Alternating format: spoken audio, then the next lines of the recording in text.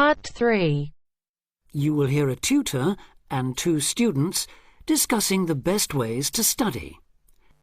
First, you have some time to look at questions 21 to 25.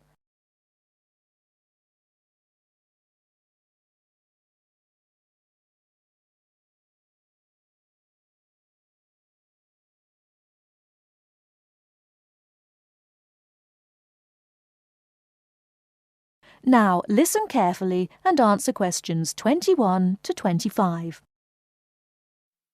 Well, how are you both settling in? Fine. Yes, no problems. So far, anyway. Good. Remember that as your personal tutor, I'm here to help you if you do have any difficulties. Now, as you know, lectures start on Monday, so I thought we'd look at a few ways of making the most of them, especially in terms of the notes you take. Let's begin by thinking about what you can do before you even go to the lecture. Any ideas? Make sure you're up to date with all the background reading, so you know plenty about the subject already. Yes, that's essential. The lecturer will assume you have that knowledge. Anything else, Carlos? Well, check what the topic's going to be. Of the lecture, that is. I'd go a bit further than that and consider what the content may be. Then you could ask yourself some questions that you want answering and listen out for the relevant information during the lecture. OK. Now that brings us to the lecture itself and the actual business of writing notes. But there's a lot to deal with there, so we'll come back to that later. What I'd like to do for the moment is continue with the process of note-taking and move on to the next stage. Any suggestions for what that might be? When the lecture is over, you mean? Yes, once you're able to sit down somewhere quiet with your notes. Read them? More than that, you need to make sure they'll still make sense to you weeks, months later. Edit them? Yes, that's what's needed. It's well worth spending a few minutes on it.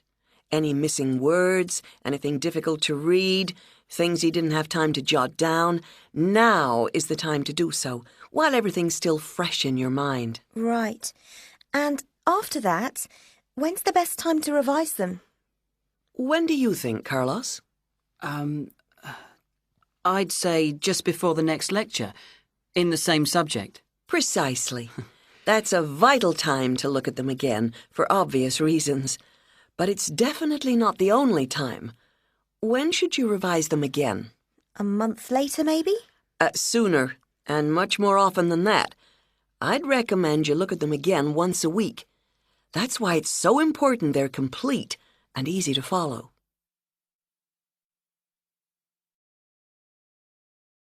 Before you hear the rest of the talk, you have some time to look at questions 26 to 30.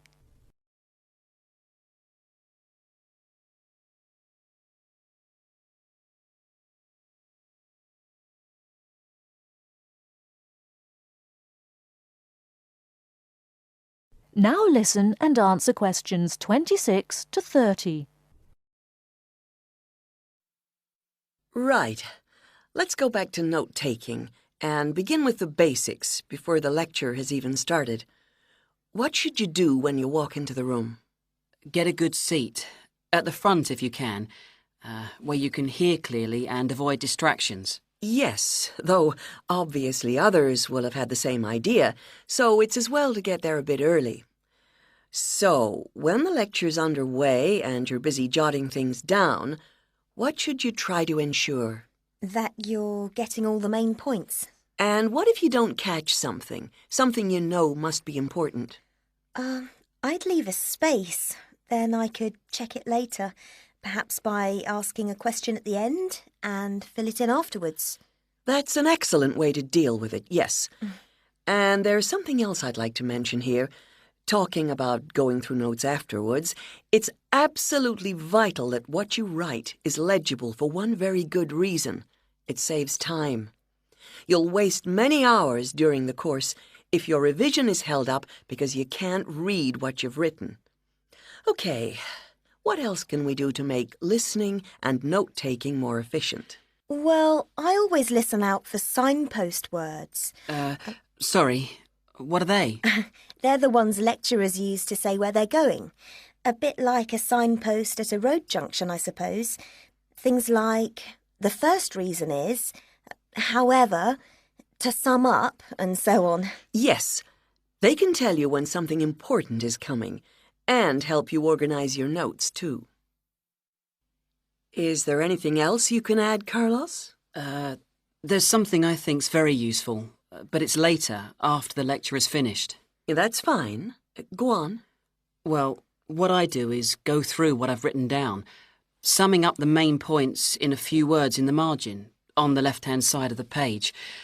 I try to use words that'll jog my memory, so that I can remember what everything's about when I look at them again. Yes, that can work very well.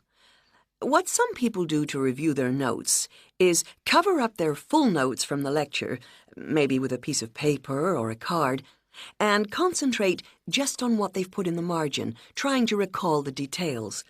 Then they move the cover down a little and check whether they were right.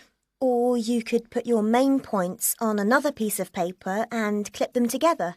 Instead of covering and uncovering, you just hold a page in each hand. Sure. It's down to personal preference, really. Everyone has their own learning style.